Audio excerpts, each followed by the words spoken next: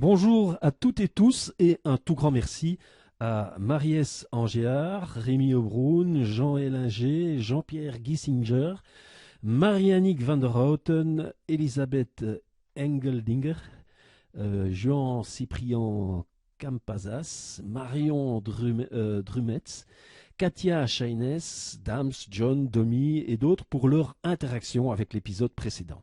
Dans cet épisode-ci, je vais vous expliquer pourquoi et comment j'en suis venu à m'intéresser à l'ésotérisme. S'intéresser à l'ésotérisme est une démarche qui ne va pas de soi. On ne se lève pas un jour avec l'idée d'en faire. Il y a un processus qui nous y amène. Et c'est ce que je vais vous expliquer me concernant. Je vais donc vous dévoiler, je vais me dévoiler à vous pour vous faire comprendre la dynamique qui m'a amené à étudier l'ésotérisme. C'est une question qui m'a mis sur la voie de l'ésotérisme, une question qui s'est déclinée sous plusieurs formes tout au long de ma vie. Avant de vous dire de quelle question il s'agit, ou plutôt pour vous en faire comprendre la teneur, je vais vous en donner ses effets, les effets de cette question sur ma vie. Vers la fin de mes études secondaires, j'ai pratiqué pas mal d'arts martiaux japonais. Un jour, un de mes professeurs m'a proposé de participer à un stage d'une journée. Ce ne serait pas à proprement parler du karaté, m'a-t-il annoncé, mais cela y fait fortement référence.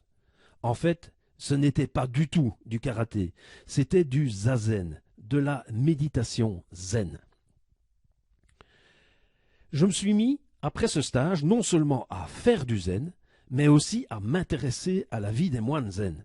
J'étais confronté là à la multitude des écrits sur une technique relativement simple qui consiste à avoir une posture juste, une respiration juste, une pensée juste.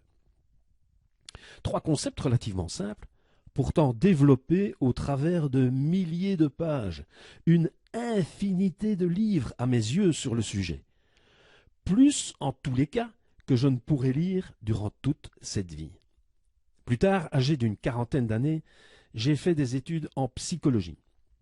Là également, j'ai été confronté à la multitude des choses à retenir d'une part, mais surtout la multitude des écrits que certains auteurs étaient capables de faire. De 1911 à 1961, soit en 50 ans, Carl Gustav Jung a écrit 40 livres, plus de nombreuses correspondances regroupées en 5 volumes. Ensuite, j'ai créé mon association en hypnose. Et pour faire connaître les formations que je dispensais, je me suis intéressé au marketing. Étant d'origine anglaise, je me suis penché sur les ouvrages anglophones. Et je suis tombé sur Dan S. Kennedy, un marketeur américain de génie, décédé en décembre 2019. J'y reviendrai peut-être dans un autre épisode de ce podcast. Toujours est-il que ce gars, ce Dan Kennedy, publiait un livre par an au minimum.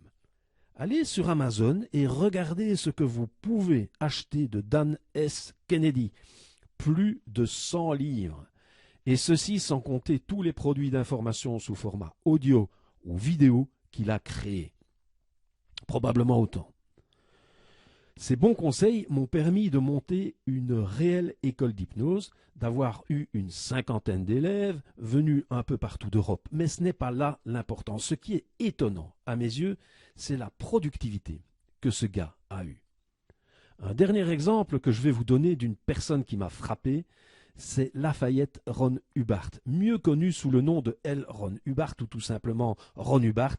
Il s'agit de l'inventeur de la scientologie. Alors, ne vous enfouillez pas en courant, en hurlant à la secte. Ce n'est vraiment pas le sujet ici. Juste que pour moi, qui ne prête pas trop d'attention à ce que les autres disent, eh bien j'ai eu envie d'essayer les choses. J'ai donc visité leur église, ou du moins ce qu'ils appellent église, et qui tient plus, pour moi, d'un centre commercial. J'ai commencé le livre sur la dianétique, et j'ai suivi 2 cours de base chez eux.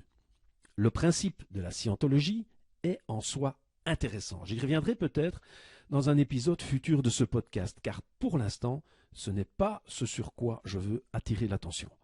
La production de L. Ron Hubbard est tout simplement incroyable. Là aussi, tout comme Dan Kennedy, L. Ron Hubbard, LRH pour les intimes, a produit une centaine d'écrits et probablement autant de cours de formation audio et vidéo.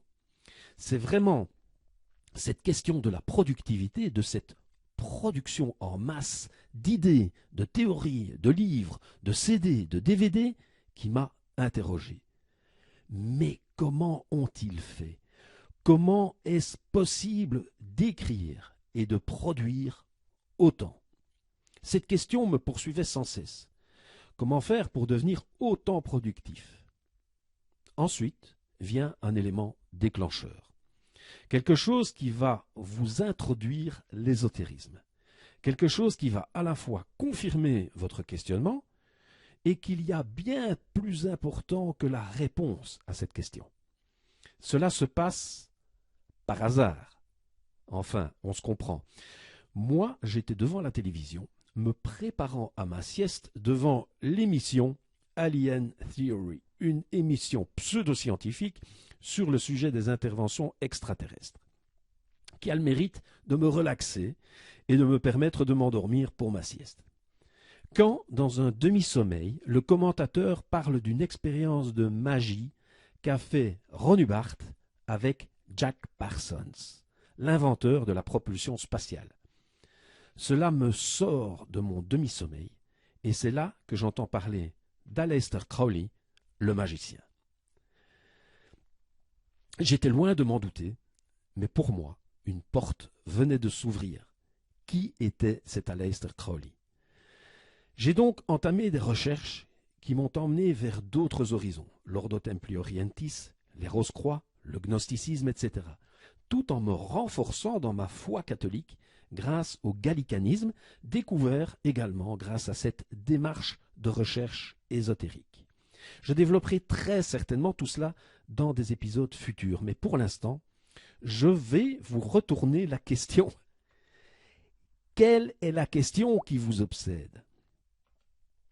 Tout comme moi, c'était « Mais comment ont fait Carl Jung, Dan Kennedy, Ron Hubbard et Aleister Crowley pour être autant productifs ?» Et ensuite, identifier l'événement déclencheur et ce sur quoi il a abouti. Comme pour moi, c'était cette émission de la série Alien Theory qui a abouti sur les travaux d'Aleister Crowley. Faites cet exercice, c'est important. Même s'il vous manque encore des pièces au puzzle. C'est important parce que les origines de ce que nous faisons importent et influencent sur la qualité de ce que nous faisons par la suite.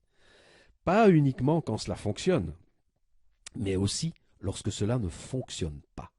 Donc, faites cet exercice et nous nous retrouverons dans le prochain épisode pour parler d'un outil formidable qui est à la fois une grille de lecture, un instrument de prédiction et un instrument curatif de soins. Je veux parler de la Kabbale. Belle semaine à vous et à très très bientôt.